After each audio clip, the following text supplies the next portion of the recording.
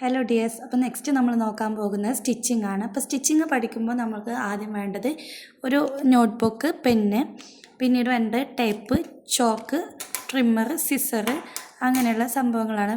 അതുപോലെ തന്നെ ത്രെഡ്, സൂചി, മെഷീന്, അതൊക്കെ നമുക്ക് അത്യാവശ്യമാണ് സ്റ്റിച്ചിങ് പഠിക്കാൻ വേണ്ടിയിട്ട്. അപ്പോൾ നമുക്ക് ഫസ്റ്റ് ഒരു എലൈൻ ഫ്രോക്ക് എന്താണെന്ന് പഠിക്കാം. അപ്പോൾ എലൈൻ ഫ്രോക്ക് എന്ന് പറയുന്നത് സിമ്പിളായിട്ട് വരുന്ന ഒരു ഫ്രോക്കാണ്. പക്ഷേ ഈ ഫ്രോക്ക് വെച്ചിട്ട് തന്നെ നമുക്ക് പല രീതിയിൽ പല മോഡൽസ് ചെയ്തെടുക്കാം എന്നുള്ളതാണ്.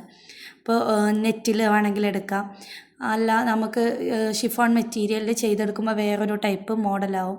അങ്ങനെ എലൈൻ ഫ്രോക്കിൽ നമുക്ക് ഒരു ബേസിക് ആയിട്ടുള്ള മെത്തേഡ് പഠിച്ചു കഴിഞ്ഞാൽ തന്നെ നമുക്ക് ഒരുപാട്, ഇപ്പോൾ വലിയവർക്കും കുട്ടികൾക്കും ഒരേപോലെ നമുക്ക് സ്റ്റിച്ച് ചെയ്യാൻ പറ്റിയ ഒരുപാട് ടൈപ്പ് ഫ്രോക്കുകളാക്കി എടുക്കാൻ പറ്റും ഈ ഒരു എലൈൻ ഫ്രോക്ക് എന്ന് പറയുന്നത്.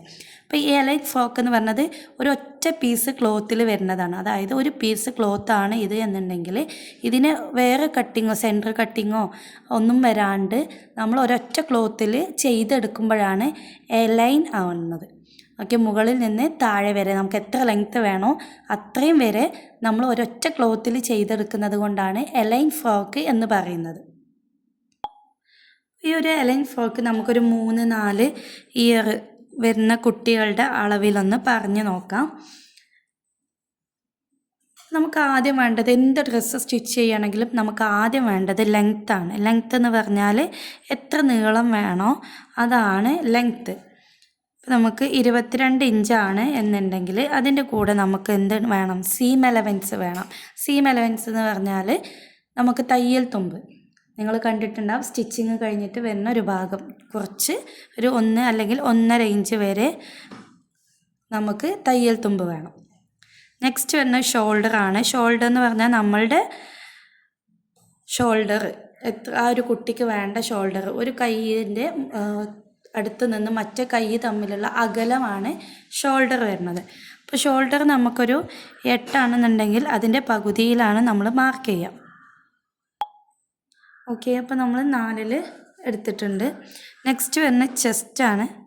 ചെസ്റ്റ് എന്ന് പറഞ്ഞാൽ നമ്മളുടെ കഴുത്ത് കഴിഞ്ഞിട്ട് വരുന്ന പോർഷൻ, അതാണ് ചെസ്റ്റിൻ്റെ അളവ് എന്ന് പറഞ്ഞത്. അപ്പോൾ ചെസ്റ്റിൻ്റെ അളവ് 20 ആണെങ്കിൽ നമ്മളത് ഡിവൈഡ് ചെയ്തെടുക്കുമ്പോൾ നമുക്ക് 6+1 എന്നുള്ള അളവ് കിട്ടും.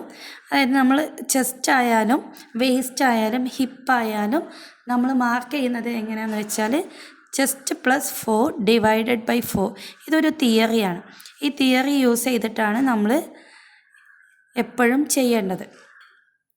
4 ആക്കി മടക്കി നമ്മൾ എന്ത് ക്ലോത്ത് കട്ട് ചെയ്യുകയാണെങ്കിലും നമുക്ക് വലിയവർക്കായാലും കുട്ടികൾക്കായാലും നമ്മൾ ഫോളോ ചെയ്യേണ്ട ഒരു തിയറി എന്ന് പറയുന്നത് ചെസ്റ്റ് +4 ഡിവൈഡഡ് ബൈ 4 ആണ്. നെക്സ്റ്റ് വരുന്നത് വേസ്റ്റ് ആണ്. വേസ്റ്റ് എന്ന് വരുന്നത് ഷേപ്പിൻ്റെ ഭാഗമാണ് നമുക്ക് വേസ്റ്റ് വരുന്നത്. അത് നമുക്ക് 18 ആണ് എന്നുണ്ടെങ്കിൽ ഈ ഒരു തിയറി ഫോളോ ചെയ്യുമ്പോൾ നമുക്ക് 5.5 കിട്ടും. 5.5+1 നമുക്ക് തയ്യൽ തുമ്പ്. നെക്സ്റ്റ് വരുന്നത് ഹിപ്പാണ്. അപ്പോൾ ഹിപ്പ് വലിയവർക്ക് നമ്മൾ ലൈൻ ഫ്രോക്കൊക്കെ സ്റ്റിച്ച് ചെയ്യുമ്പോഴാണ് ഹിപ്പിൻ്റെ അളവ് എടുക്കുക. കുഞ്ഞു മക്കൾക്കൊന്നും നമ്മൾ ഹിപ്പിൻ്റെ അളവ് സാധാരണ രീതിയിൽ എടുക്കാറില്ല. മിക്കവാറും കുഞ്ഞുമക്കൾക്ക് ചെസ്റ്റിൻ്റെ സെയിം അളവ് തന്നെയാണ് ഹിപ്പ് ഉണ്ടാവാറുള്ളത്. നെക്സ്റ്റ് വരുന്നത് ബാക്ക് നെക്ക്, അതുപോലെ ഫ്രണ്ട് നെക്ക്. പിന്നെ കുഞ്ഞുമക്കൾക്ക് ബാക്ക് നെക്കും ഫ്രണ്ട് നെക്കും സെയിം ആയിട്ട് എടുക്കും. വലിയവർക്കാണെങ്കിൽ 2 ആയിട്ട് എടുക്കും. നമുക്ക് വേണമെങ്കിൽ എങ്ങനെ വേണമെങ്കിലും എടുക്കാം. ബാക്ക് നെക്ക് ചെറുതായിട്ട് ഫ്രണ്ട് നെക്ക് വലുതായിട്ട് എടുക്കണമെങ്കിൽ അങ്ങനെ എടുക്കാം. അപ്പോൾ അത് നമ്മളുടെ ഇഷ്ടമാണ്. നെക്കിൻ്റെ ലെങ്ത്ത് ആദ്യം നോക്കാം. നമുക്ക് ഫ്രണ്ട് നെക്കിൻ്റെ ലെങ്ത്ത് ഒരു 3 ആണ് വരുന്നത് എന്നുണ്ടെങ്കിൽ ബാക്ക് നെക്കിൻ്റെ ലെങ്ത്ത് നമ്മൾ 2 ഇഞ്ച് എടുക്കാൻ പാടുള്ളൂ. പിന്നീട് വേണ്ടത് നമുക്ക് നെക്കിൻ്റെ വിഡ്ത്താണ്, നെക്കിൻ്റെ അകലം. നെക്കിൻ്റെ അകലം നമുക്ക് 1.25 മുതൽ 2 ഇഞ്ച് വരെ 3 വയസ്സുള്ള കുട്ടികൾക്ക് എടുക്കാം. അതുപോലെ തന്നെ നെക്കിൻ്റെ ലെങ്ത്തും വിഡ്ത്തൊക്കെ കാണാൻ വേണ്ടിയിട്ട് നമുക്ക് തിയറീസ് വേറെയും ഒരുപാട് ഉണ്ട്. നമുക്ക് ജസ്റ്റ് ഇതിൻ്റെ സ്ട്രക്ചർ എങ്ങനെയാണ് വരയ്ക്കുക എന്ന് നോക്കാം. അപ്പോൾ ഇത് 4 ആക്കി മടക്കിയ ക്ലോത്താണ്, 4 ഫോൾഡായിട്ട് മടക്കിയിടുന്ന ക്ലോത്താണ് എന്നുണ്ടെങ്കിൽ നമ്മൾ പറഞ്ഞു ആദ്യം നോക്കേണ്ടത് ഫുൾ ലെങ്ത് ആണ്. അപ്പോൾ ഫുൾ ലെങ്ത്ത് നമ്മൾ പറഞ്ഞിട്ടുള്ളത് 22+1.5, അപ്പോൾ 23.5 ഇഞ്ചാണ് നമ്മൾ മാർക്ക് ചെയ്യേണ്ടത്. നെക്സ്റ്റ് നമ്മൾ നോക്കേണ്ടത് ഏത് ഡ്രസ്സിനായാലും ഷോൾഡറാണ്. അതായത് ഈ ഒരു വശത്തു നിന്ന് ഇങ്ങോട്ടേക്കാണ് ഷോൾഡറിൻ്റെ അളവ് വരുന്നത്. അപ്പോൾ ഷോൾഡർ അതുപോലെ നെക്ക്, ഷോൾഡർ വരുന്നത് നമുക്ക് 4 ഇഞ്ചാണ്.